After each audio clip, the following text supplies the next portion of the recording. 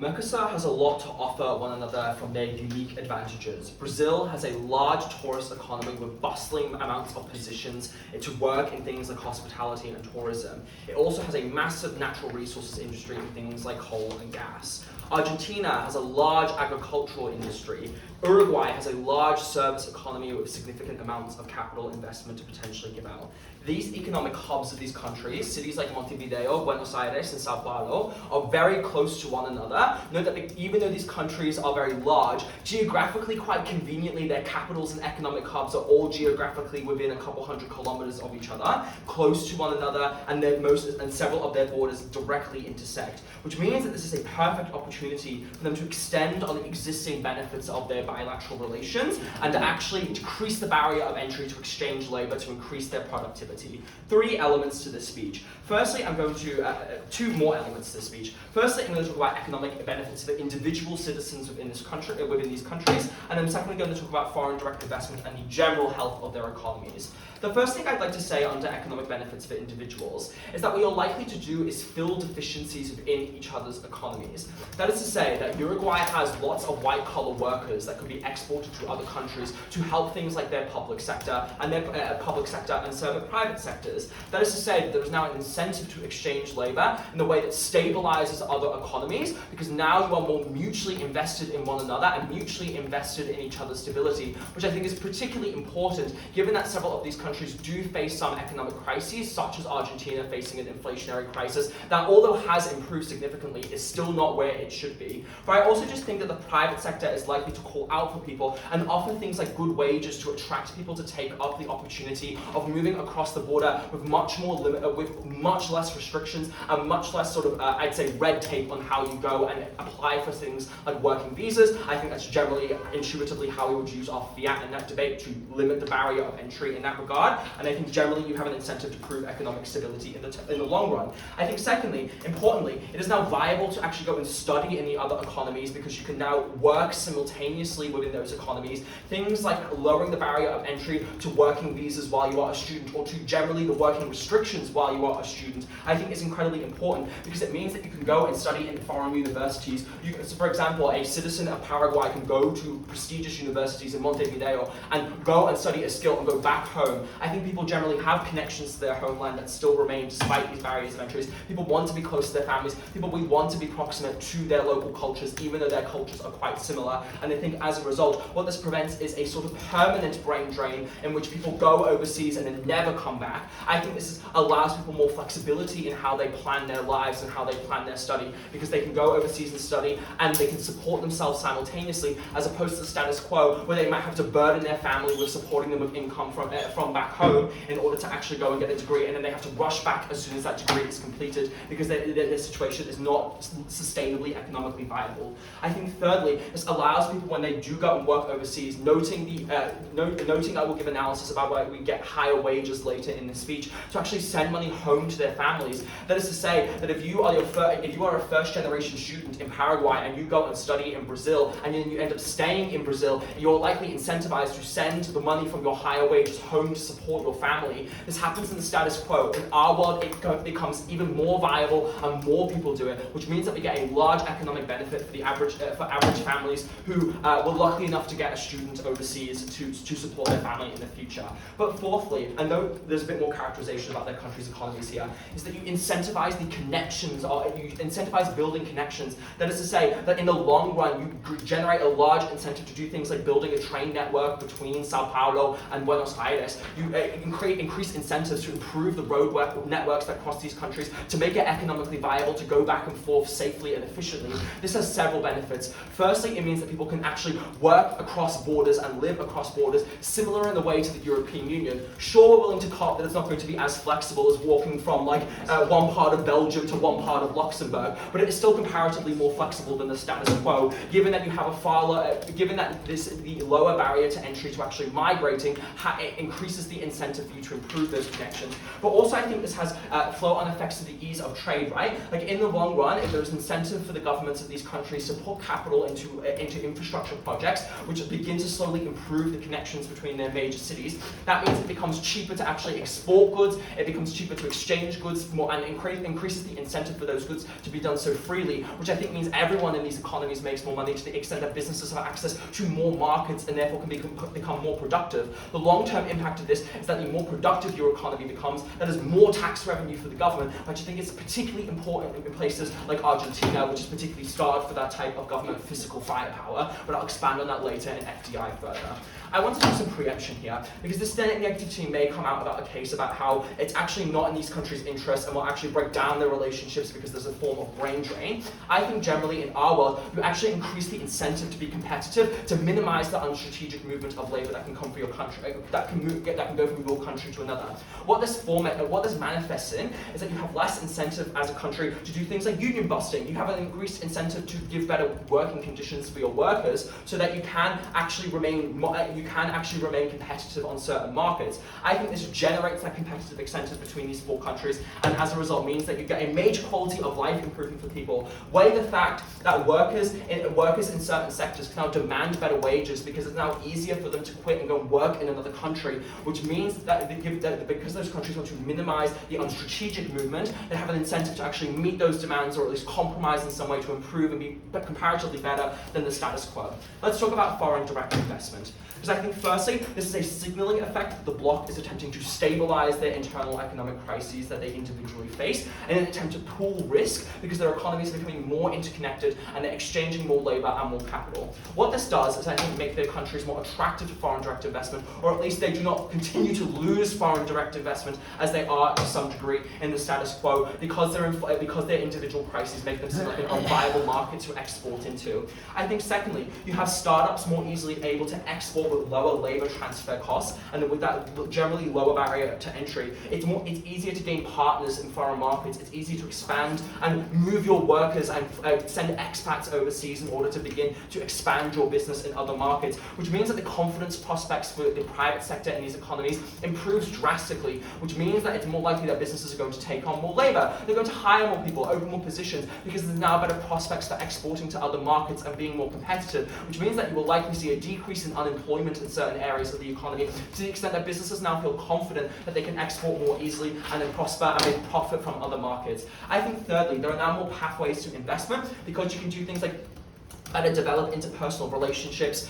You can send your talent overseas and attract other talent back. And I think there's generally now an incentive to attract those startups through things like tax breaks. And I think the long-term impact of this is that you get more innovation in certain sectors of the economy because you now can attract talent far more easily, and you can retain that talent easier because it's not as difficult to keep applying for new visas. That is often a massive deterrent to people. Every 12 months, I need a new visa process. I need $10,000 in the bank to prove that I can get a new visa. You no longer have those restrictions. But also, lastly, and John will whip this further, is that you now have an incentive for other countries to form bilateral relations and begin to join the MERCOSUR alignment. That is to say that they want more talent, they want to sell more products, and they want to move their talent overseas to begin export. All the analysis I've given you should extend to this. John will whip it. Thanks, speaker, for that very fine speech. Moving on to the first negative speaker.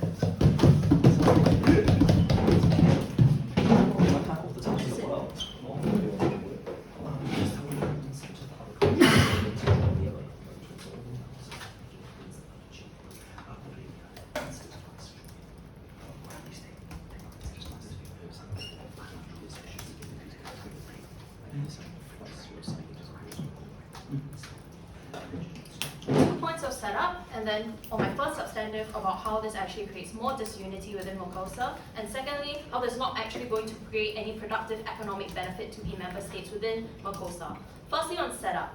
Understand that MERCOSUR is primarily an economic trade bloc used for collective bargaining with other countries or blocs of countries. This looks like in the status quo how MERCOSUR is trying to ink EU for a strategic partnership. What they're currently doing now is they're offering to export agricultural goods in return for manufactured goods from the EU and a reduction in tariffs between the two states. Therefore, it is important to note that this deal is still in the process of negotiation. It is still undergoing that process, and therefore we ought to prioritize the passing passing of this deal, as I'll explain further in my speech why this deal is the most important in this debate. But secondly, on the fact that there's internal disunity within MERCOSUR states in the status quo, which actually dispels a large part of the first affirmative's case as to how they actually increase cooperation, because if I explain how in the status quo they are already inclined to disunity, their burden increases on that side of the house. Firstly, these states compete with each other because they have very similar industries. This can be seen from the fact that 400 non-tariff measures have been levied against each other since 2008, plus Brazil in particular is particularly protectionist with their economy, which therefore shows that import quotas or other non-tariff measures are already in place and active within the MERCOSUR states. But secondly, trade between member states is actually rather low and difficult because of these tariffs, because of these non-tariff measures that have been imposed. But secondly, there's a lot of political instability and tension in between these MERCOSUR states. For instance, Argentina's Javier Milei has been vocally outspoken against Lula's leadership in Brazil. Therefore, you ought to believe that these states are not buddy-buddy with each other. In fact, they are facing a current decline in partnership because of all these issues. What is the counterfactual on our side of the house? We will use our counter fiat for two things. The first thing we'll do is we'll improve or remove non-tariff measures within states. We'll engage in diplomatic measures to ensure that these sorts of sanctions are lifted. But secondly, we can also do things like regional bloc investment or joint partnerships into economic ventures collectively that do not require the free movement of labor to take place. Why is our side better? Firstly, it is more palatable to individuals because one, it is less visible to the individual on the ground that you are collectively doing this sort of economic investment on a higher level. But secondly, it is less proximate and therefore less controversial to the individual on the ground that you are doing this. Because when you allow the free movement of labor, this causes individual workers in local countries to fear immigration, to fear job loss, and this creates a lot of political controversy. Immigrants are extremely easy to scapegoat in the status quo and to blame for all the economic problems that these local countries are facing. But secondly, the counterfactual is that the MERCOSUR can frame our counterfactual as a mutualistic benefit because we are all benefiting each other by jointly investing into ventures. Whereas on their side of the house, they cannot control the flow of labor within member states, which necessarily means that there will be unequal flows of labor. Some countries get more labor, people leave other countries, and this unequal benefit creates an impossibility for you to frame this as a mutualistic benefit, which therefore means it is less palatable to the individual on the ground. Firstly, why this is problematic because it causes MERCOSUR to fall apart. Three pieces of framing. First, Javier Milei in Argentina is a hardline libertarian. He fears immigration and job loss, and that has been a large part of his political campaign. There are three reasons why immigration is uniquely bad to his political ideology. Firstly, immigrants are easy to scapegoat. South America, and particularly Argentina, has poor economic and fiscal conditions. Individuals are feeling the brunt of the cost of living crisis. Therefore, it's very easy for political parties or individuals within these states to scapegoat immigrants for all their problems. Secondly, a lot of these immigrants fulfill similar job roles and industries. South American economies are largely agrarian. A lot of these individuals have similar skills. They're not exactly or particularly high-skilled workers, as they like to claim. So obviously, with the influx of labor, individuals can feel the brunt of that competitiveness. But thirdly, Javier Milei is angsty because the Argentinian crisis is already in place. What's happening now is that the Argentinian peso is increasingly facing a deflationary pressure, and this therefore means that the price of the currency is necessarily low. Individuals are feeling the effect of this, and this is something that he's probably going to not be very happy about. The second thing is that Argentina has shown a precedent of wanting to pull out from MERCOSUR entirely. In Javier Milei's first term, he has criticized their participation in MERCOSUR and expressed an intention to leave. But thirdly, there's a lot of political instability in the region in general. Lula is vastly unpopular in Brazil towards his last few terms of political presidency. And if Javier Milei begins flaming Brazil or flaming MERCOSUR for all of these other issues because they are allowing the free movement of labor, Lula is pressured to retaliate and to vocally speak out against him in order to preserve whatever political goodwill he has with the local populace back. And this means, therefore, that the two largest South American states within MERCOSUR are going to have inflamed tensions. There's going to be more political animosity, and there's something that's necessarily bad. Two impacts. Firstly, internal tensions within MERCOSUR makes collective bargaining difficult, and secondly, there's a lot of wasted political ammunition. Why is regional unity the most important impact and the one that you should weigh heaviest in this round? This is because their immigration policy causes member states to lose out on benefits, but incur more harms. Firstly, South America is politically unstable. Venezuela is a member state that got suspended because of its regional conflict with Guyana. Bolivia is therefore politically unstable and economically unstable as well, which ought not to inflame tensions further in the region by allowing the free movement of labor. Secondly, there's more economic damage here because you cause countries, for instance, to pull out of mutualistic investment once they realize that they're not benefiting from MERCOSUR's free labor movement policy. But secondly, there can be an escalation from non-tariff measures to tariff measures. So what you have now is already animosity, but this side inflames that animosity because now individual states that feel as though they are losing out because workers are leaving their countries for better prospects means therefore that they will escalate tension and this creates trade harder. The third is that there is a losing on benefit on their side of the house. In an era of Trumpism, it is extremely important for MERCOSUR to negotiate deals with other regional blocs and to shift away from the US into the EU. They need collective bargaining power to pass the partnership that they are currently undergoing with the EU. You need to outcompete other regional blocs like the African Union and ASEAN, which are already trying to procure these deals. What happens therefore is that your ability to offer something to the EU in terms of agricultural exports actually decreases in quantity because there is less collaboration. You're less likely able to pull together all of these goods in order to present a united front. But more importantly, political instability makes the EU more antsy about investing or partnering with MERCOSUR. This is bad, right? Because the EU deal actually increases the amount of capital goods and manufacturing output and foreign direct investment that elevates South American economies from agrarian economies to actual developed manufacturing economies. So on their side of the house, even if they get their benefit, it's extremely long-termist and speculative. On our side of the house, if you believe that you minimize political tension and you ensure that we can actually get this deal passed with the EU, we get the same benefit that they claim, but in a much shorter pathway and with more direct benefit. Secondly, on how this is going to not create a very positive economic impact within these countries. It is clearly the case that when labor moves around, certain countries lose out. And it is unclear here that this actually complements the shortages and surplus in labor that different economies have. The reason why the EU free market labor works is because certain countries have massive shortages and certain countries have massive surpluses, and all of these countries have populations that are rather high skilled. On our side of the house, we're talking about low skilled laborers in South American economies that are rather similar in the amounts of labor surplus and shortages we have right now, so it's not exactly complementary. They need to prove why theirs actually produces productive economic benefit. I thank that speaker for the very fine speech. Now moving on to the second affirmative speaker.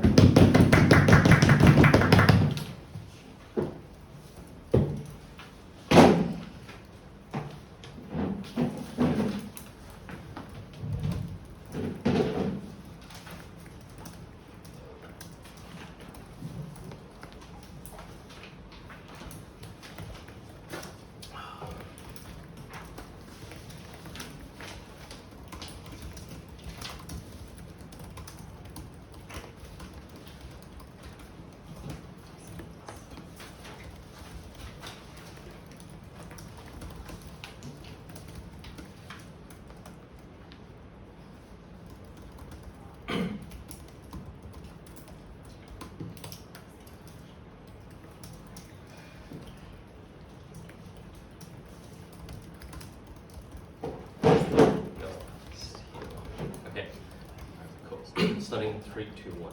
It was very unclear to me why a lot of the policies that Negative Team tried to push or tried to prop in this debate were mutually exclusive, while a lot of the policies, like for example the trade deal that MERCOSUR internally necessarily had, were mutually exclusive. Presumably there's probably still the same incentives that exist that these countries necessarily want to have for those bilateral trade deals. If, for example, Uruguay has one capacity to produce X and they really want Y, and Brazil really wants Y, I don't really understand why that trade deal wouldn't necessarily go through on their side.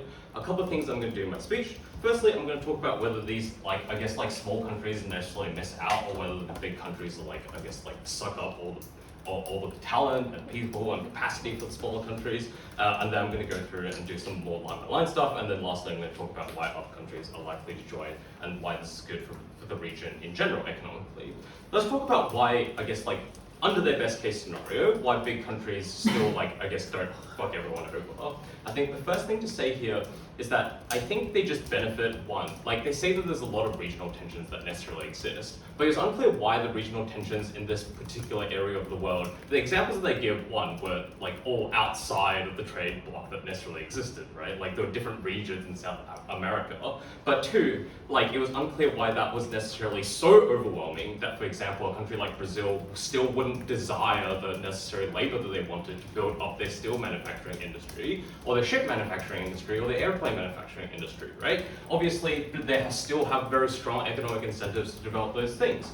The second thing to say here is that, like, obviously, they don't engage with any of the material about why, well, even if that was the case, even if small countries necessarily miss out because of the fact that they all go to work for the big countries, they're still sending money back to the smaller countries, right? Like, there's still an economic benefit that is still necessarily being had there. Please be a little bit comparative. But the third thing to say here is that because these countries are much more interconnected, because of the fact that you just have more people between these countries, and also because of the fact that you have signaling ideas from the policies that you're passing in this specific regard about free travel, what that means is there's much more economic pressure, or there's much more pressure to have economic policies that benefit the entire trade bloc or benefit across countries. That's for the simple reason that, for example, if Uruguay can say, hey, Brazil, or hey, Argentina, we're supplying this like large portion of the labor force to your country, we probably would like a specific labor deal or specific deal that was probably relatively good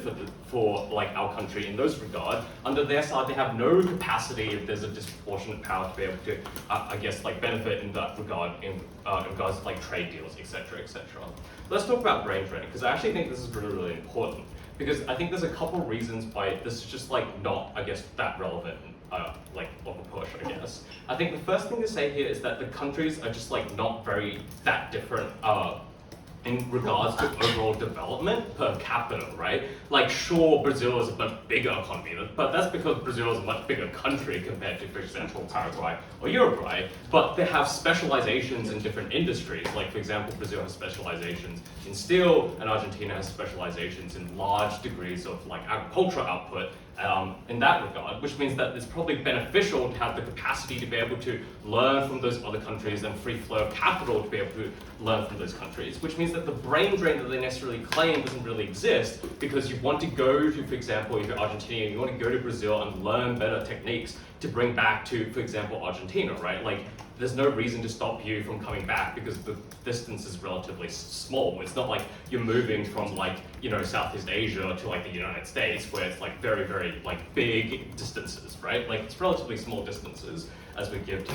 But the second thing to say is that there is just like, that because there's like a pre-existing trade bloc that necessarily exists in this instance, the impact of brain drain is very, very minimal, because all the countries are benefiting from the trade deal that already pre-exists, which means that even if people move to, for example, different countries internally of that trade bloc still benefit economically from the development of each other country, right? Because if Brazil begins to have more efficient production capacity for like a specific industry, like, I don't know, tarmac manufacturing or whatever, that benefits other countries because they can sell to other countries at a cheaper cost, which is still particularly good, right? The third thing to say here is that travel is just much easier between these countries, and the way that you should conceptualize the idea of brain drain and the idea of the movement of people between these countries isn't necessarily they'll move there and they'll work there all the time, 365 days of the year. Their flexibility to be able to go back for extended periods of time during the holidays or even during the weekend. Obviously, all of those things means that the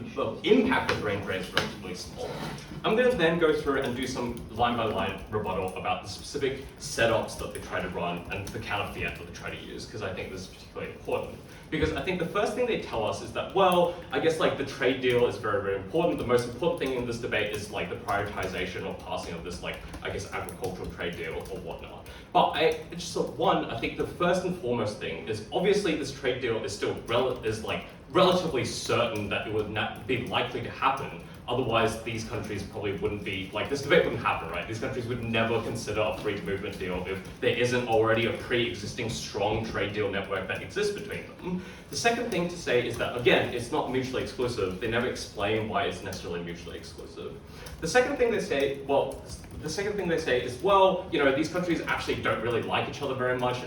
Brazil is like really protectionist, there's like 400 tariffs, etc., etc. But I'd like to highlight a couple of things. Firstly is the nature of tariffs in economic policy. I actually think tariffs, that lots of countries have lots of pre-existing tariffs, even with allies that they necessarily have, right? Like Australia has lots of tariffs against, with basically every trade partner that we have. It was unclear why 400 tariffs was particularly meaningful, especially when maybe sometimes the tariffs are 5% on plastic toy manufacturing. Why is that necessarily very, very impactful? But the second thing to say is that, again, Brazil stands to gain huge economic output capacity from the increase of labor from lots of different countries. It was unclear why that necessarily trade-off was unworth it.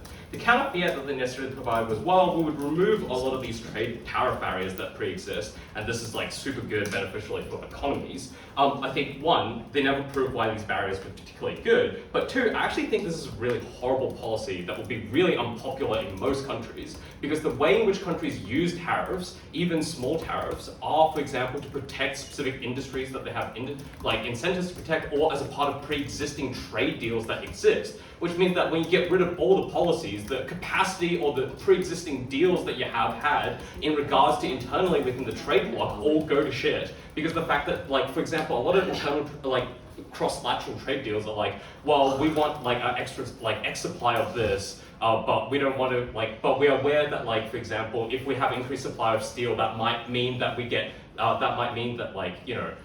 you have increased capacity to be able to, develop a whole bunch of other surrounding industries. But we don't want the surrounding industries of yours to get that developed, which means we'll put tariffs on those surrounding industries. So a lot of tariffs are put that way, but which means ultimately that they're very important for trade deals. So it's unclear why getting rid of all tariffs are necessarily important. They then make a push about why this would be super uncooperative for countries like Argentina. But again, Malays, I was so unclear when Malays was incredibly against this policy, especially if Malays is libertarian. If his policies are super capitalistic, surely free flow of capital and free flow of people is super, super good for the platform that he's currently running. And lastly, on I guess outcompeting Australs, they just trade on different things. So glad to oppose.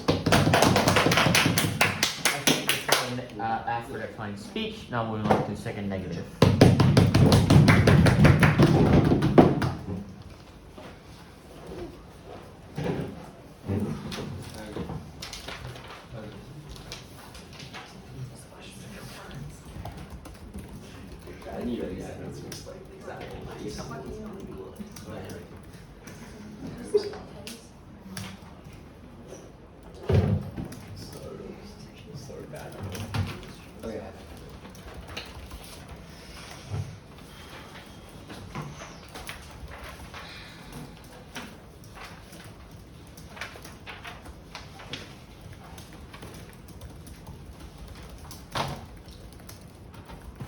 Can I start? Yeah, go ahead. Let's be clear on the burden of side affirmative. They need to defend the complete abolishment of immigration barriers for MERCOSUR. In status quo, states can already have a degree of immigration in a manner that's controlled and benefits national interests. So we can give out things like student visas, we can give out things like work visas for high-skilled labor. If these systems are flawed right now, if it's the case that these visas are overly bureaucratic and it's really difficult to attain a visa and it's very restrictive, we can make improvements to those systems and reduce the bureaucracy. So they haven't really identified the core reason why we must have absolute freedom of movement. And they do a bit of a tricky semantic play here when they say they want things like joint investment and trade policy, which are uniquely not tied to things like the freedom of movement and can still exist on our side. In fact, we explain why trade policy and foreign direct investment happens much better when MERCOSUR is more united, which it did not give us an adequate response to. The first thing I want to ask is, what do immigration patterns look like? The assumption from affirmative is that labor will flow in a way that's mutually beneficial to all nations. The first thing I want to flag here is that this is deeply unresponsive to what we are saying. The economics of labor migration does not respond to our claim, which is the way that states will perceive large influxes of immigration and how that will stoke far-right sentiment. But to be charitable, I will respond to it anyways. RHEA identifies that you would have to believe that there's a labor surplus in one state and a labor shortage in another. That's the first thing you must believe in order for you to believe this is economically beneficial. And the second thing you must believe is that states have complementary industries and not competing with one another. Because if what RHEA says is true, that they are in similar industries, they have similar economies which are primary and secondary industries like agriculture and manufacturing. If it's the case that they have the same industries, then labour migration is necessarily zero-sum, because the movement of one worker from another country to a different state creates a labour shortage in the other state. The only response we get to this is that, well, they will send back money, so you need to be competitive, which wasn't really our point. Our point was that you're not generating productive labour for your own companies, which means that your companies in the domestic countries are a lot less competitive. So they didn't respond to the actual breadth of the harm here. They claim that white-collar labour will fill the shortages in high-skilled labour, and this was a death sentence for this team, because if graduates have to compete with educated and qualified people from every other country in MERCOSUR, this supercharges all Rhea's claims about anxieties of job loss and unemployment, where not only must you compete with students from your own country, now you have to compete with graduates from every other MERCOSUR country who could freely come in and work and study in the university and also take your high-skilled jobs. And the reason why this is especially important is because this team assumes that there is a surplus of high-skilled labour jobs in MERCOSUR. This is just empirically untrue. There's an economic crisis that happens, there's a lack of development historically where South America's GDP is low, and all of this means that there is a low number of high-skilled jobs that's actively shrinking as the economic crisis gets worse. So, when you allow for all the high-skilled labour to freely move around MERCOSUR, what you actually happen is you amplify the job competition, which leads to all the harms of anxiety and job loss that Rhea tells you that will destroy MERCOSUR. Lastly, this just assumes that people primarily immigrate on the basis of employment, but people also immigrate for other reasons, especially in a politically unstable MERCOSUR. People could be fleeing inflation or political instability, which means it makes it very easy for the freedom of movement to be painted as a strain on state resources, or painted as us accepting refugees under the guise of the freedom of movement. Even if you believe the economics of their case, they don't respond to the politics of our case, which overrides the economics, because when politics is used as a guise to say, look at this freedom of movement is screwing over our economy, that is when the economics hurts, because you lose foreign direct investment, you lose the ability to have economic productivity, because politics is what controls the economics. So that's why we're logically prior. I want to explain why immigration policy is important for South American states, particularly Argentina, and we don't get a very good response on this. We gave you the context that Javier Milei has severely messed up Argentina's economy, causing massive currency depreciation and rampant inflation, and immigrants are the easiest to scapegoat. The response that we hear was, but he's a libertarian, so he must want freedom of movement, which is one empirically untrue, because he has said very openly that he wants to pull out of MERCOSUR, he doesn't like free trade, and he thinks that it's screwing them over. But the second thing is, he claims he's a far-right libertarian, but his policies are far-right, right? So like that just because he claims he's libertarian doesn't mean he only supports libertarian policies. So, countries are beginning to prioritize national security and populist rhetoric over the bloc, and they make this much worse. We explained to you that Javier Milei and Lula, the two most important leaders in MERCOSUR, the two largest countries, have major disagreements, and Venezuela recently lost its membership, and there's also an ongoing conflict between Venezuela and Guyana. They said our examples were outside MERCOSUR, but all of these are countries that are in the info slide, right? Like Brazil and Argentina having very public, open diplomatic disagreements. There is a precedent of Brazil limiting milk imports on other South American countries. Argentina has charged tolls on the Paraguay-Panama Canal. All of these have signs that retaliation is possible. So the only response that we get from this team is, but the countries still want trade benefits, so they must trade with one another. The first thing is that this ignores the precedence of all of these very strongman leaders deprioritizing the economy in favor of boosting nationalist rhetoric or populist rhetoric. But here's the actual response. The actual response is, this team assumes that the only way that MERCOSUR could get economic benefits is if they trade with one another, which neglects the fact that when there's tensions within MERCOSUR states, they just look outwards, right? Like, look at how a lot of individual MERCOSUR states have already started negotiating bilateral deals with the EU, leaving out all of the other MERCOSUR states. Look at how Uruguay has already started negotiating free trade agreements with China, even though Paraguay is really against Chinese influence in South America. Look at how Uruguay has already attempted to join the CPTPP, which is a trade partnership with Australia, China, and a bunch of other countries. So, if there's the availability of other bilateral options, if there's availability of them joining other trade blocs, that is when MERCOSUR dissolves, because there is exit velocity for them to get the trade benefits in other ways. So this response that they will always trade with one another because they will always want the economic benefits just doesn't slice it. We explained to you that there's more hostility between member states,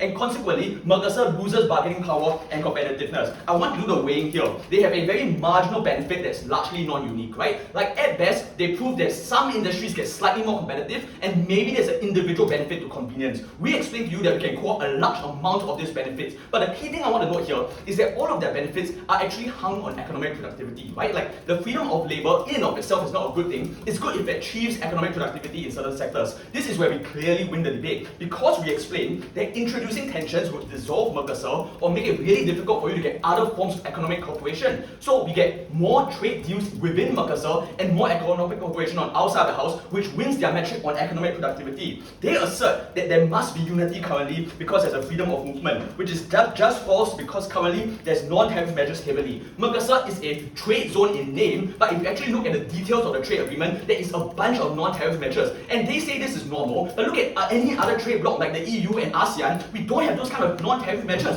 So clearly, the MERCOSUR right now is not at the optimal level of trade policy, and there's much more room that can be improved. We explained that disunity stalls improvement to trade and stalls collective bargaining power. And this was the trade-off they had to make, because we explained that it was necessarily zero-sum. If you use political capital to justify a crazy policy of allowing people to move with no immigration barriers, you lose all of the other political capital to push for things like a bigger free market and less trade restrictions. And the reason why we win massively here is because the crucial component of what allows economies to progress is not about moving high-skilled labor, it's about having more open trade. Because when you have more open trade, that's when states can specialize and do things like competitive advantage, where you don't have to produce your own fertilizer because you can import fertilizer from Argentina, which allows the bloc as a whole to be more efficient, to get more bargaining power against the EU. The reason why this is deeply important is because MERCOSUR has to outcompete the AU and ASEAN right now when striking agricultural deals with the EU. So efficiency is a top priority, and efficiency is not achieved when you move a bunch of farmers from Argentina to Brazil. Efficiency is achieved when Argentina farmers don't have to produce bananas because Brazil is producing the bananas for them. So in terms of the scale of economic productivity, not only do we get it, we do them one better and achieve it on a much larger scale because it's about entire industries, not just people.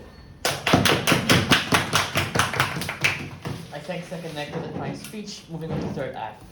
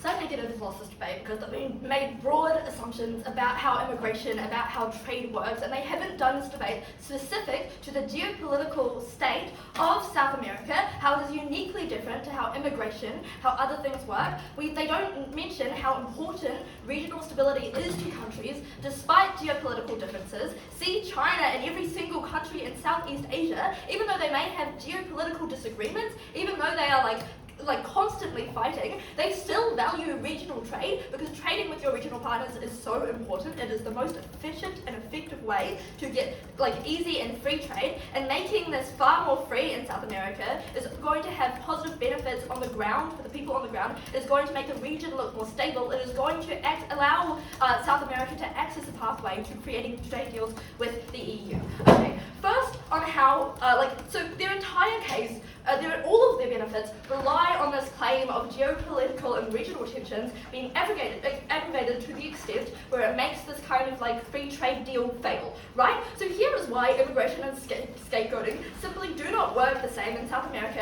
as they would in the rest of the world, or as they're trying to claim it does. First thing to note, really important to note, is that all of these countries are ethnically and culturally very similar. They have a very long history of a large amount of intermarrying, immigration and intermingling, right? So a lot of them have joint cultural histories and heritages. They're also mostly all part of the Christian diaspora to some extent. They also all look the same, and broadly apart from Brazil kind of like speak the same language. It's not like, this is why Australians and New Zealanders do not have the same kind of energy when talking about immigration from the UK or the EU, because when people are like culturally similar to you and you don't have this fear of the other driving a level of hatred and alienation, you are not going to have the same energy to saying that, oh, they are stealing our jobs, they are taking our money. Because it could be argued that people from the UK are coming in and stealing jobs from skilled Australians, but you don't hear that kind of rhetoric in the news, you don't hear that kind of rhetoric in the day-to-day life, because when someone is not seen as other to you, you are less likely to be culturally like aggressive towards them. Secondly, why Malay and Lula are far more likely to frame this as a win than try and scapegoat the other country as like destroying our economy. First off, note that we have fear in this debate to assume that this trade deal has passed, right? So at the degree that both of these leaders were involved in the passing of this free trade deal, or this free a labour deal, they are going to take the credit for all of the economic benefits that we've stepped out to you down the bench are going to likely happen, and they're going to take credit for all the wins, because it is it is kind of embarrassing for them to point out all of the harms that this deal has accrued, because that finger points right back around to them being like, well, if this deal was so shit, why did you pass it in the first place? They are far more likely to look at all the wins that this deal is likely to accrue. They are likely to be like, look at all the skilled labour that is coming into our country, look at all the financial investment that is coming into our country, look at all the great things that I have done for this country.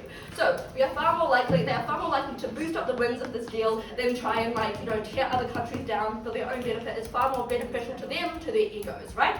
Okay. And then regardless, as I've said, countries have a very revealed preference to maintain their regional stability and regional trade, regardless of economic or political tensions between these countries.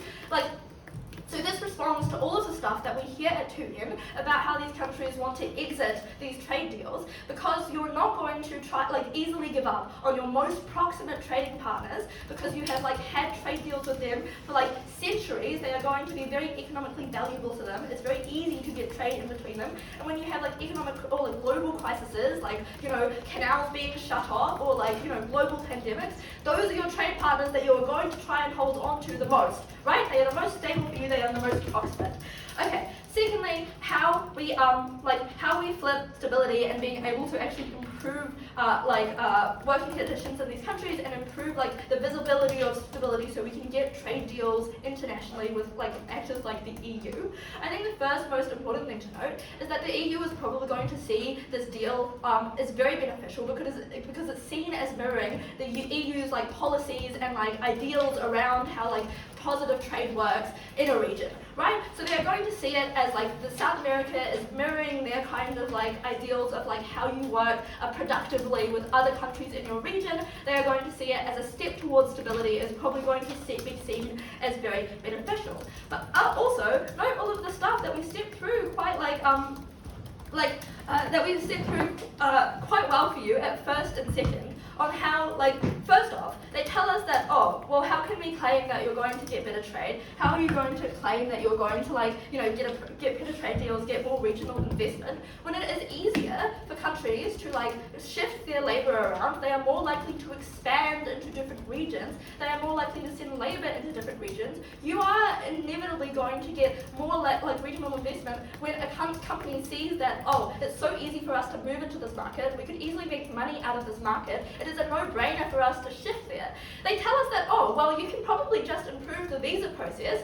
First off, you are likely to get far more regional transfer under Aisha of the House when there is no process for doing this. But also, if it is such a good thing to the extent where they are willing to improve the visa process, I don't understand where the harms accrue under Aisha of the House, other than all the immigration stuff that I have debunked to the top of my speech. Okay, cool. So, the other thing that we tell you is that when there is a more competitive job market, but note that we also tell you that because of the increased regional and economic development, you are probably going to have growths in these sectors, which means more jobs, not less, for people to take up. But because there is more competitive job markets, if people begin moving to Brazil, the labour conditions are far better than them, that means that actors like Argentina are forced to take a look at how predatory some of their labour markets are, how their union busting practices look, and have to roll back on them because they want to attract labourers to come back to their country again. That means that you get far better benefits for workers in the long term. And they also do not believe this negative team when they tell you that these economies are like only agrarian, they're all farmers, they all do the same thing, there's no like skilled labourers, so you shouldn't believe what we say about like improving infrastructure and like improving expertise in these areas. Because like if you look at these countries, they're quickly developing economies, right? They're shifting towards service economies. Like the skilled labour market is growing very rapidly. In a world where you allow for free transfer of like skilled labourers between these countries, this only improves the rate that these countries shift to skilled labour markets. It means you can have things like engineers moving around based on where infrastructure is being built. Like if you have someone who's very skilled in building bridges from Brazil and they need to build a bridge in Uruguay, they can take their expertise to Uruguay, they can share it with the engineers in that area. That means you get an increase in expertise and labour knowledge amongst all of like the skilled labourers in this area. It also means because you have an increase in infrastructure projects, you have more students who are willing to go into these fields in the long term. It means that you get an increase in skilled labourers overall, pretty beneficial. But most importantly, at the end of this debate, I think even if you do not get like the economic trade deals, which is also very speculative under their side with international actors, at the very least you get better benefits for the people on the ground, you get more job stability, you get more access to jobs. It means when in Argentina there's an inflationary crisis, people can still earn money and make a living for their families. We win this debate. I thank 3A for that very fine speech. Now we're on to 3N.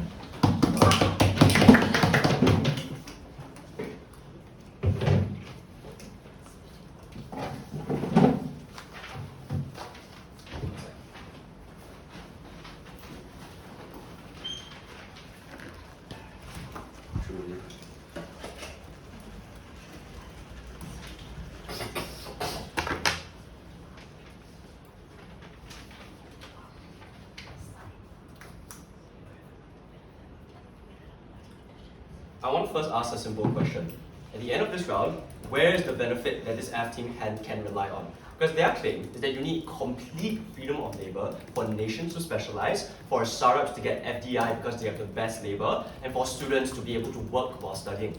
But Cavan already responded to this, right? He firstly explained that people can already move to a sufficient extent by the granting of visas from countries that are very close to each other. The difference is that we can be extremely selective with respect to what industries we require additional labour and manpower from. They need to defend complete and unabated freedom of labour. But secondly, we explained that the existing labour in these countries was presumably productive enough, which meant that the dude from Uruguay was not going to radically transform the Paraguayan economy. And second, knives their claim completely, because they explain that these are countries which are not that different educationally, and they explain that these are nations that already specialize to a large extent, which means that the marginal improvements in productivity for most of these sectors is completely negligible. By contrast, we want this debate threefold. Firstly, I'm going to explain why there was huge levels of over-migration to countries like Brazil that was big and Uruguay that was stable. This was harmful because it created short-term deficiencies, because labour very quickly, unintentionally, and abruptly flowed out from vulnerable countries like Bolivia and Paraguay towards the more privileged one. It was a thing where maybe individual citizens got more money if they had the capacity to move, but lots of people who were left behind, those firms lost talent, those firms in those countries lost the ability to build the sectors which they had been investing something on, but now that sector dies because all of your valuable labour moves outside and moves elsewhere. So to the extent that some winners exist on that side, it was always those that were more productive, which often aligned itself with privilege.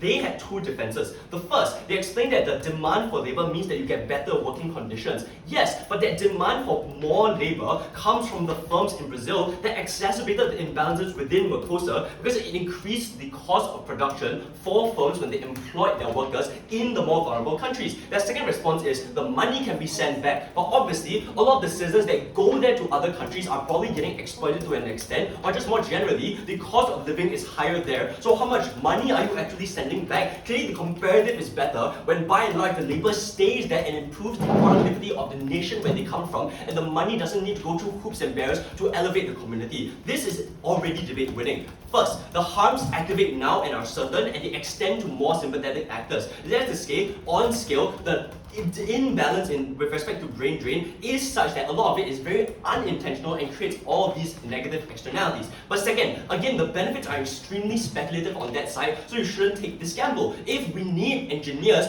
facilitate that process with visas, I don't understand why it needed to be completely free. But our second win condition that you don't deal with is about internal tensions. It was about Argentina potentially leaving the bloc entirely. It was about Bolivia's Luis Arce spending all his political capital in trying to convince citizens that this is a good plan, which means that you didn't get the increase in internal trade, which was the true problem facing MERCOSUR. Because I just want to posit, the best case of this team is that the productivity increases because of the better movement of labor. But the money isn't made from increasing productivity because you don't have sufficient markets to sell your goods and exports to, because that internal trade is still restricted by all of these barriers. That market is small or even shrinks because of increase in distrust. Because we explained that this is a region with a context of existing economic rivalries and of ideological division. So obviously, there was going to be a fear created when you impose this policy on nations, because your highly educated workforce leaves the country and fucks off, or it's the other way around, right? Where other citizens are coming in and are stealing your jobs. Therefore, it explains why this is mutually exclusive. The things we talked about, when nations leave, are more distrustful towards each other. They have two pieces of defense by the end. The first, they talk about joint cultural history, but that doesn't deal with the fact of intense nationalism, which means that the path these nations took economically and ideologically was very distinct, which means that they really intensely feel the loss when you impose this policy. But B, it was amplified by political instability in Bolivia and Brazil, which, for example, the opposition forces in these countries, even if the government can frame this as a good policy, obviously the opposition will frame this as a bad policy. Therefore, I just don't think that defense works. But secondly, they say that you really need each other, but this is incongruent with reality. He even literally gives you the examples of MERCOSUR being a paper tiger, of these bilateral relations being independently from individual nations with the US or with China, with EU. So because of the internal disunity, they've consistently looked outwards for the past few years. Comparatively, we'll be comparative. Things like adjusting quotas, creating universal standards for goods and services, removing all these non-tariff barriers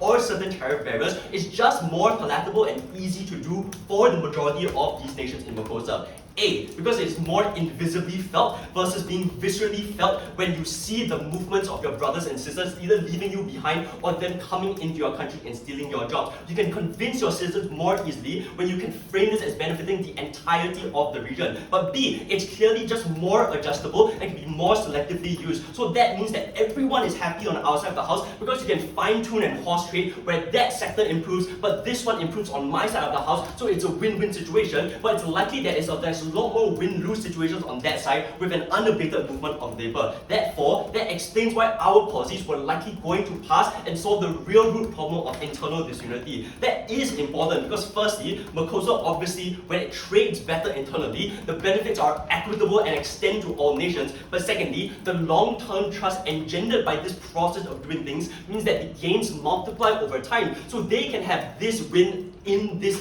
one-time instance. They don't get the future wins because of a decrease in collaboration when nations leave or when they just don't trust each other because they see and feel the effects of this bad economic policy. But the third way we won unequivocally was on the decrease on foreign investment. And I just want to posit, even if you don't get any of our benefits in terms of our comparative, if you do literally nothing, you can still do things like ink that EU deal that we're negotiating right now, where we'll remove 90% of tariffs over the next 12 years. The problem with this policy is that it's incredibly high risk and low reward, because it is likely, if you buy all of our case, that the tensions that increase within MERCOSUR meant that towards investors and their sensibilities, they see this instability and they see the fact that maybe it's not a safe or protected investment anymore and are likely therefore to pull out. This is important because it likely overrided the slightly more productive firms on their side when they get slightly better workers. That meant that the overall levels of investment fell. The reason why that tension overrode the productivity is because Europe never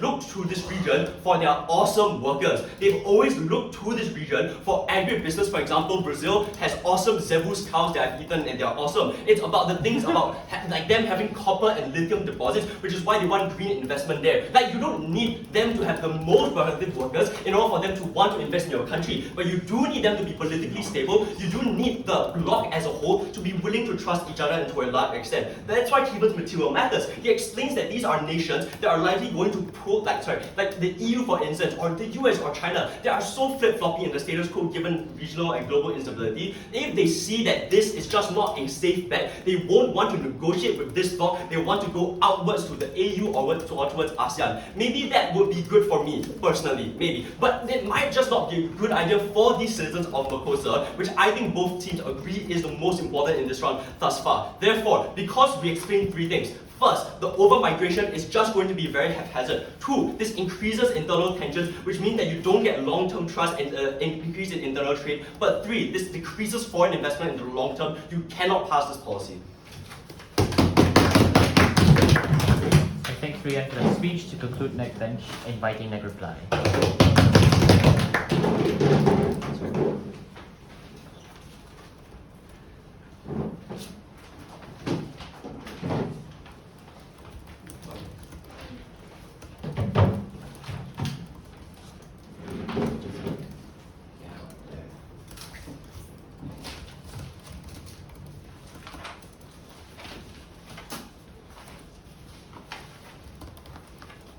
Okay, start. Yep. What are the benefits of free movement? Over here, the question you need to ask is, does the economic benefits justify the political costs? We explained that the economic benefits on their side are deeply uncertain. You need to believe that they had industries that complemented one another instead of competing against one another, and you had to believe that there was a labour surplus in some areas and a labour shortage in other areas. We said that similar industries means that companies are competing for manpower, and we said that the economic crisis means that jobs for high-skilled workers are actively shrinking. Then they said countries will compete to attract labour. This assumes that they are in the same industries, which means they concede our point that this dynamic creates winners and losers. That maybe one country can create a better union system to attract all of the labour, but that creates massive labour shortages and economic unproductivities in the other parts of MERCOSUR. But if it was the case that they were in the same industries, then there is no optionality, right? Like you have to move and work in that one nation because you can't apply to a job in anywhere else because that was the only industry that would hire you. So either ways, they either lose their benefit or they concede our harms. They then say countries would have to improve to solve brain drain, and that was their solution to the shortages that we point out would necessarily happen. But if countries have the capacity to improve their economy, then they could solve domestic issues without the free movement of labour, like investing in domestic industries to increase the supply of jobs without necessarily having to get your people leave the country. So if there's the capacity to solve economic issues, then countries would naturally do it on our side. But they severely under-responded to the political costs, because we explained that immigration is particularly sensitive and it's very easy to scapegoat unemployment and inflation on vulnerable immigrants. We explained very clear impacts. We lose political capital to improve trade relations, we create more protectionist behaviours and more trade barriers, and we lose the ability to have collective bargaining power with actions like the EU. Their main response was, this isn't rational and they're geographically proximate. But we explained that the leaders in power right now are not rational. We explained that there are other rational options. So just choosing to leave MERCOSUR and choosing to join the CPTPP isn't an irrational choice, because you could get a lot of benefits to your individual nation by having those individual free trade deals. So they don't really respond to the fact that there are multiple rational options for countries to take. And we also point out that there's a historical precedence of import restrictions and placing tolls on the Paraguay-Panama Canal. So we have seen this behavior before from leaders. So this response that is not rational simply does not cut it. They don't respond to the sensitive context. A lot of their reasons for why countries will continue to trade with one another is deeply unresponsive to the context that we painstakingly outlined to you about the current disagreements, current tensions, and how leaders have already threatened to leave the bloc. Even if we don't believe we improve trade, we still win because we don't introduce unnecessary political risk and tensions for incredibly marginal benefit that only benefits nations that are able to attract labour. We did the weighing. We said that between the benefit of having better labour, having more high-skilled labour, or filling labour shortages, like assuming that they can get that benefit, between that benefit and improving bloc trade, our benefit was infinitely more important and massively outscales theirs. I explained why trade lets MERCOSUR become more efficient, lowers cost of production, and allows for comparative advantage. Justin extends on this further by saying that more productive companies in and of itself isn't a benefit, because these productive companies need markets to sell to, which doesn't exist when there's more trade barriers and you're unable to strike a deal with the EU because ASEAN has just outcompeted you. So all of the benefits of more productive companies is not a proven benefit in this debate yet. They had to prove why they had the trade deals to activate the benefit of more productive companies, and we explained that the economic benefits on our side of the house were magnified because they had better trade, ability to get cheaper imports, lower cost of production. All of those things allow for the comparative advantages that lets MERCOSUR as a whole develop. So at best, Even if we give them all of their analysis, they improve individual nations in MERCOSUR, but we explain why we uplift all of the nations. And just as a point of annoyance, they say that ASEAN still trades with China, which ignores the fact that there has been recent tariffs from Indonesia against China. They think MERCOSUR will be solved by moving people around, but this is deeply misguided. The problem that MERCOSUR faced is not about labour shortages or high-skilled labour needing to move out. It was about unity in an unpredictable world with the rise of Trumpism and needing to strike a deal with the EU. It was about having more trade to make your industries more competitive and to get more profits. It was about getting more foreign direct investment, and the key to foreign direct investment was having more productive economies that had less trade barriers, not about moving a bunch of people around. Next neg reply to finally end off the debate. Have reply.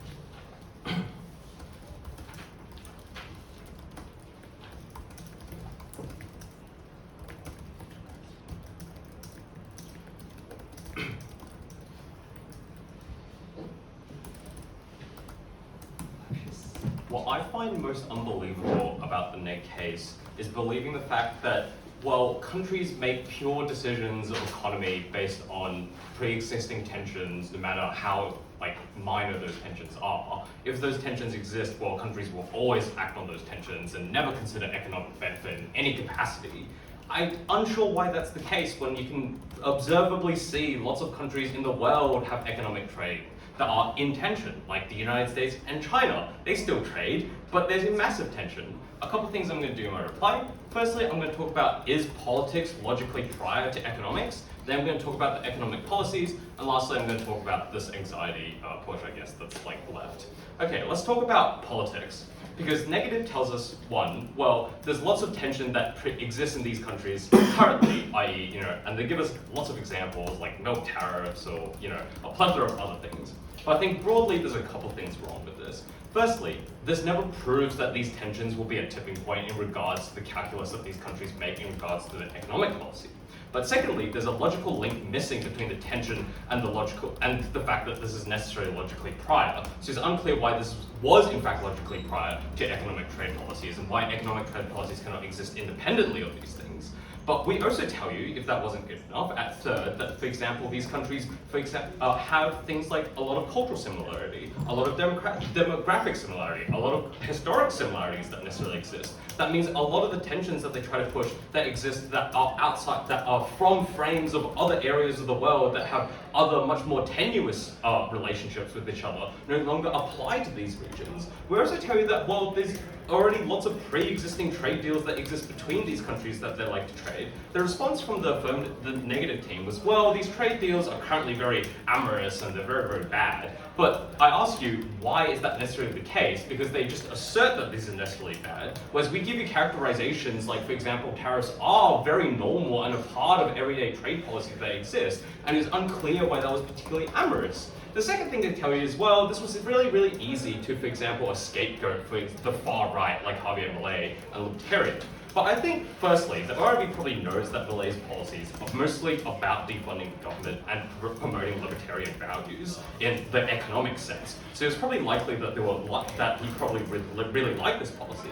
But we also tell you at third that goes unresponded to, it's very likely that, for example, Milei's and other far-right governments would co-opt these things because they already have pre-existing policies and they don't want to seem like they're doing badly, in the polls or to the constituency. So they're more likely to spin alternative narratives and co-opt the benefits of this in that regard and say it's a win, even if it necessarily isn't a win. Let's then talk about the economy. Because the negative tells us four things. Firstly is that you have brain drain. Secondly is drains economically and labor. Thirdly is there are some, and lastly there's competing trade deals with trade blocs and internal trade. But I think we respond to this in three ways. Firstly, and I think most importantly, I think we frame a lot of the first to third thing about zero sum, brain drain, all of that stuff without characterization that basically goes unresponded to or is just counter-asserted when we give relatively nuanced characterization that these countries specialize in different different things, so they're not necessarily zero sum. And when you have free trade of labor, you actually either increase the total specialization of all the countries, because you can go and learn from one country, or other countries benefit from the specialization from one country. The second thing we tell you is that even if this wasn't true, there were things like, for example, better infrastructure. There was things like, for example, better trade policies from internal pressure. There were things, for example, better investment because of the efficiency, because you build connections and partners in different countries. All those things meant that we had tangible benefits to the people. They claimed that our benefits were speculative, but I actually think obviously better roads and better capacity to move between these countries directly linked to better capacity for these countries to be able to have, better trade. Obviously, those things were not speculative. The last thing they say is EU trade deals. Obviously, we align ideologically, so glad to support it. So I'll get on right to the call. I think this is one of those rounds where I'd rather give personal feedback as opposed to general feedback, because just couldn't really figure out what to say, but you could just approach me afterwards. So the call, it was a unanimous vote for the side of a negative. So I repeat, negative team wins this debate. It was a very high quality round with all material considered. So I'll talk about one broad thing, and then but I'll split this broad thing into a few parts. So the most main issue in this round was essentially the question of, does affirmative policy get passed in a good way, and does that translate into meaningful benefits for the countries within the bloc? So there are two parts to this. The first is whether or not the political material on side negative is enough to undercut an extent of whether or not this policy is meaningfully done well. The second is external to that question. Is it likely that the economic benefits do actually manifest given all the mitigation on stuff like labor shortages, things like brain drain and zero sum? So we'll start with the political stuff. So I think AF does do a lot of work to try and explain that there's genuine mutual interest between countries. They do a lot of work to say that there's cultural connection. They do a lot of work to explain that because of the fact that there are deficiencies you can fill in other people's labor, and the potential, a lot of these local FDIs to be able to expand in other countries and seek out employment, that there's generally a good degree of political will to come in and explain here. That's where NEG comes in and sort of really hinges and really goes all in on explaining the context of this bloc and why is it likely that this policy is not going to be passed in the most meaningful way.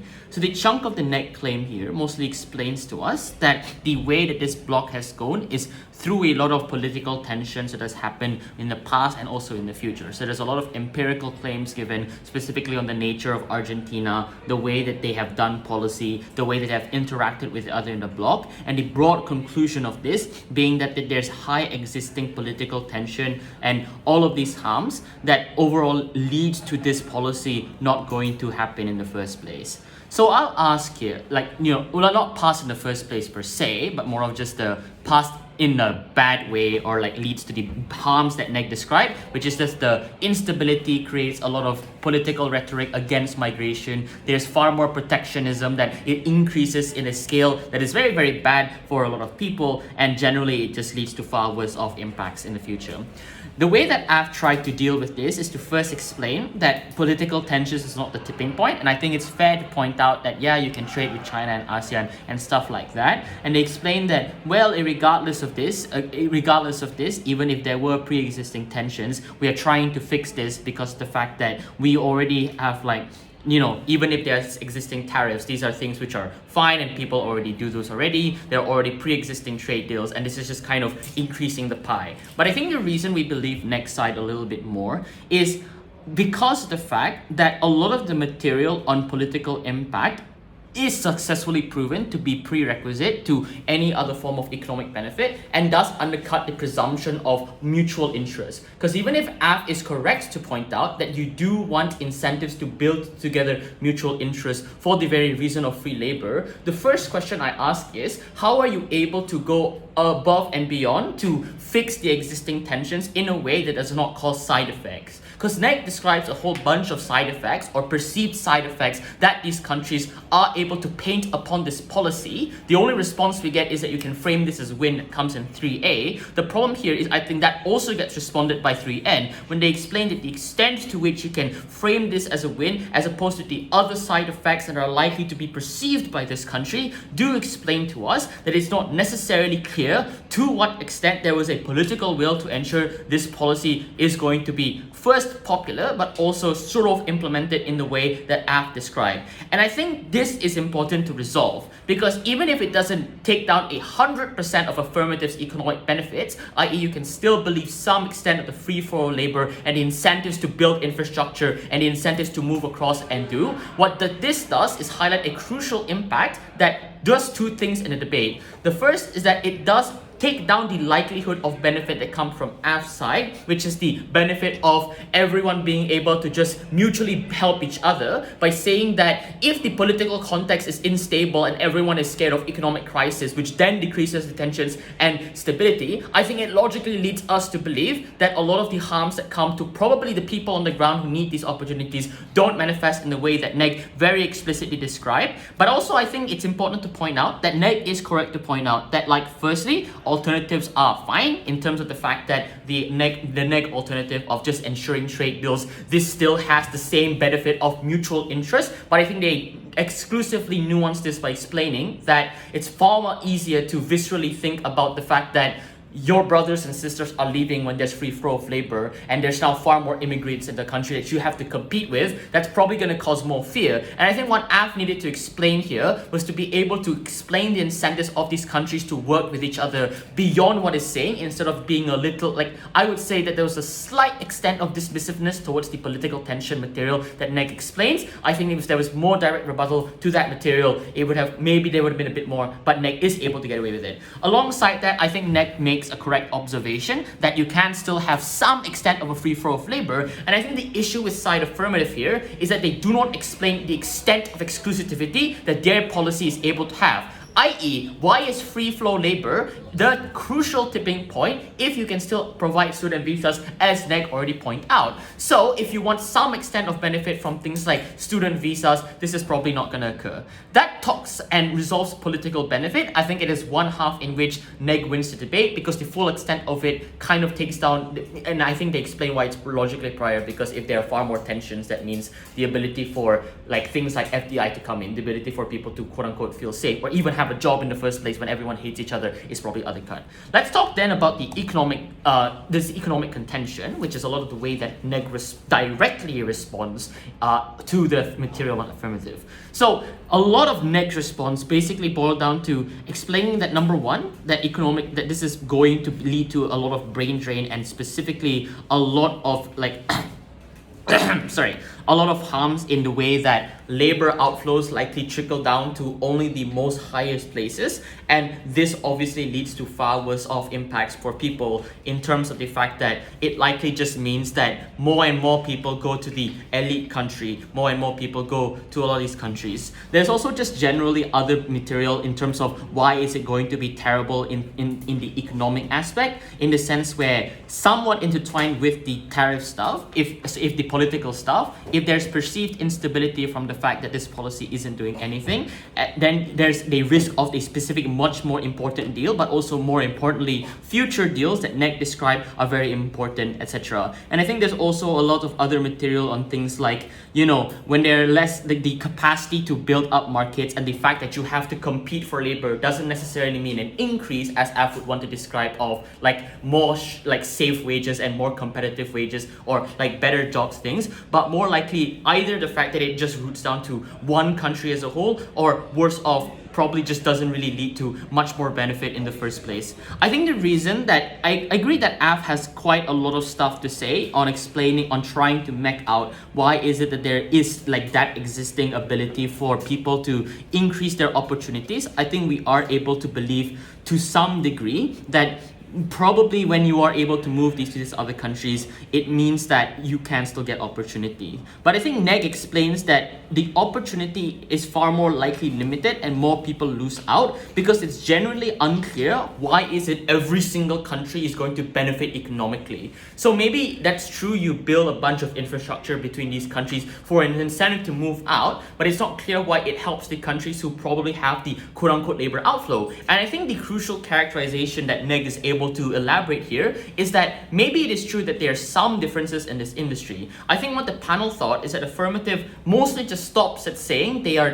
different like industries that they can fill in and help out each other, but not necessarily beat the Neg characterization that these are still similar industries to some extent. So the amount of opportunities and job competition that still happens is still not going to be in favor of people. So that also upshots the harm of like the fear of not getting a job, the likelihood of things like remittances being able to happen, but more importantly, it achieves the Neg impact of the fact that far more lost opportunity means that in the sense where competition and etc, right? If it's all going to outflow to one country, that they explain it's only going to benefit one country. And I think a lot of apps benefits are contingent on us believing that the way that this free flow of labor is going to do is going to balance itself out and disperse across countries in a fair roadmap. But I think the problem is that a lot of the mechanisms they describe on why is it that this mutual thing happens in terms of the competitive thing just isn't enough to